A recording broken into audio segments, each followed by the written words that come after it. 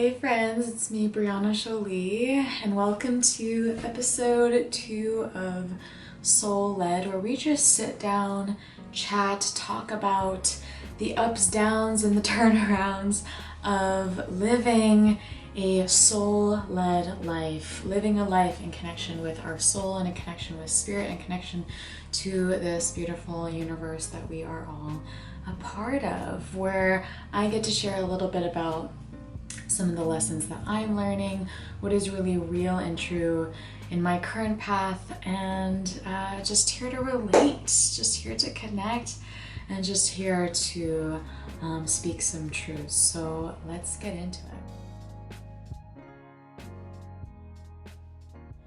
Today, when I was checking in with Spirit, what was really present in my life? What am I kind of teetering back and forth on the seesaw of universe with? And what was coming through, and I'm sure many of you can resonate with, this idea of the struggles, the struggle bus, or what we perceive as struggles around manifestation. Now it's interesting. When I first entered the spiritual space, when I heard about manifestation and all these buzzwords and things and how cool and exciting about it was, I had no interest. There was just no care to me at all. Nothing about it really drew itself to me. And I actually started to get curious, like why that was, why I kind of just like, manifestation. And I went on to do other things. And I think that's because in the way that it was discussed, it felt really ego driven to me. It felt in some ways where our ego, our mind who loves to control and make things just so how we want it, was really sneaky. There felt some like illusion with that, and so I just threw it away. I said, I don't like manifestation. I don't even like that word. I don't use that word. It's canceled. And then I started to come to terms, well, maybe I just don't like the way that it's been talked about, or especially as I was coming into spirituality, and that was like the big hot buzzword and thing that was shared. But I think over the years, I've become more comfortable with it. I think I've began just scratching the surface at beginning to understand what it means to me, or if I have my own word for it. I don't. But if there is like an idea that I can sit with it, that feels comfortable to me, because I don't want to completely rule it out. I do believe that there are things in my life that I have manifested. I've totally and completely manifested my fiance. I specifically remember just everything that led up to him and meeting him and how much that all made sense. Certain things in my life recently, as I've just began to open this door again, to dive in again and say, well, what if I started getting with this comfortable with manifestation? What if I started to, of course, check my ego, check where I might want to force these outcomes, still be open to spirit, but also have a say in some things. And so I started diving into that. I was drawn to watch the movie The Secret, which is surprising to hear probably, because I've never watched this movie. I know this is like a staple in the spiritual community, but I've never seen it. And that movie has to do with the law of attraction. And so I started sitting with and watching it, and I got really lit up by it. I think maybe the shift of words, law of attraction, attracting was more of a word that resonated with me. And there was a lot of things about that movie that I totally agreed with, that I've already been getting my own messages on, which is remaining in gratitude. My desires aren't wrong, that that spirit, my guides, universe, positive ancestors want to help me attract this into my life, is the way that I'm going about it, or forcing it. Even when I'm like trying to get away from forcing it, even when I'm trying not to try so hard at it, I still kind of ended up doing it in some cases, was checking with that, letting go, not attachment, just feeling gratitude for what is. But there was also some things in that movie that did bring up within me. Again, this is why I struggle with this topic, is because sometimes, in some ways, whenever I hear we kind of discuss it, well, specifically in this movie, there was one person that said, you command the universe. You give the universe your order, and that's it. You command the universe. And I cringed at that word, command. I don't want to control the universe. There's so many things. This universe is so much bigger than me, and there are so many things that I am not meant to know. Therefore, the natural forces of spirit, the elements, Mama Gaia, it's okay that they know more than me. It's okay that in some cases and things they do have more power or control over the natural forces of my life. Because really, if it was all up to me and I, yesterday decided this, and of course, in manifestation, these things take time. There is a waiting period, of course. But still, even if I held on to that belief, and if it wasn't in alignment, for just the fact that I'm human, for the fact that we, don't have it all figured out, or not always going to be the most clear with our intentions. We're always going to have our ego present. The most and best thing that we can do with it is face it, alchemize it, allow it to illuminate where we are being false or untrue to ourselves or not of benefit to the world around us. I'm not meant to control it. I can allow the universe, I can allow spirit and myself as a sovereign being who does have its own separate power, but I don't have this, what they were describing, power over these certain circumstances, because I give it up, I surrender it. I welcome myself to be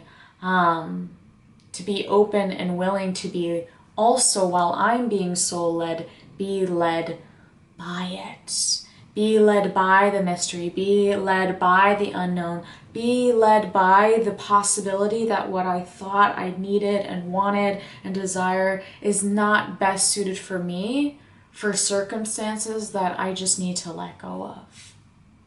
So if you struggle with manifestation, if this is something that you've sat with and it also really never landed right for you, or whatever the case, or you're currently focused on manifesting and it's not going right for you, I think there's something important here for us all to know. And that is the simple fact that we're here as co-creators. That we don't have all the power. I'm not just going to command the universe what I want because I want it that way. No matter if it's the purest intention or it's just selfish thing that just only for me, that's all I care about, it doesn't matter. We are co-creators. We have equal power. We can ask, we can intend, we can allow these desires to lead us, of course, but also be humbled enough to know my agenda, my way is not the only way. Is not the only way. So instead of forcing and focusing and doing it all by myself and on my own, how can I let spirit in? How can I open up to the truth that I might really not know what's best for me in this moment? How can I open up to sitting with, my intention I thought was really pure on that, I've been sitting on it, I've been patient. I still feel in a way that this thing is coming towards me, but it's certainly not how the way that I planned it or the way I wanted it. Don't beat ourselves up over that either. And that the redirection in which Spirit is taking us as our co-pilot to attracting the things that are really meant for us, that are for our highest good, letting that be not this like tug of power, to surrender some of that power, I still find really important, but also claiming some of that power, especially if we are on the latter end, especially if you were a lot like me before. It's like, nope, I don't believe in it, like not here for it, like Spirit knows what's best for me, I'm just gonna follow that.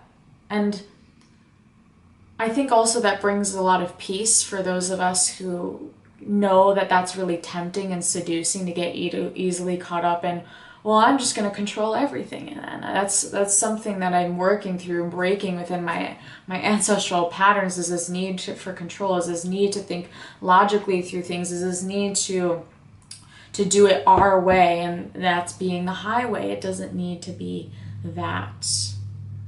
It doesn't need to be that.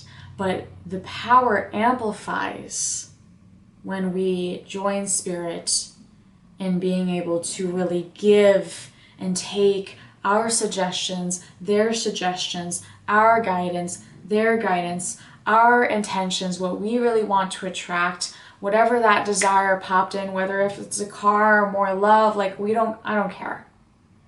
But also receiving what Spirit thinks will also be good for you.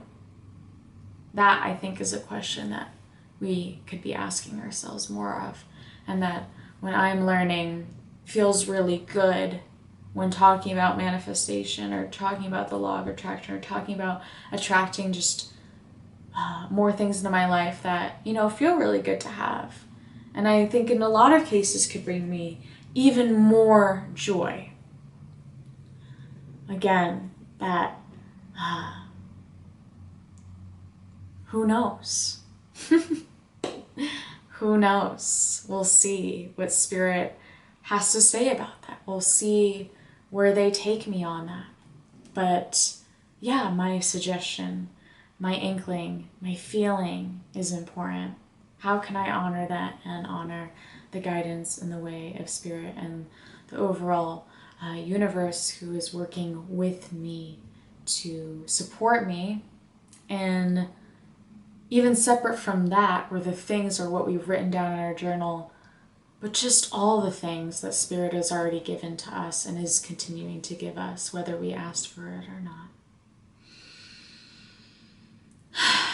Well, that's all I had to say off my chest. That's it for today. I love these chats. They feel so good. They're going to keep coming.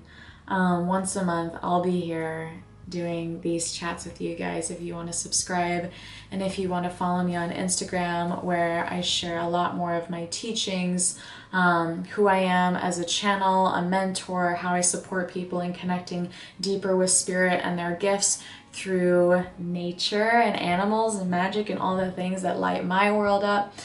Yeah, you can pop over there. Links are in the description. I love you so much, and I'll see you all really soon.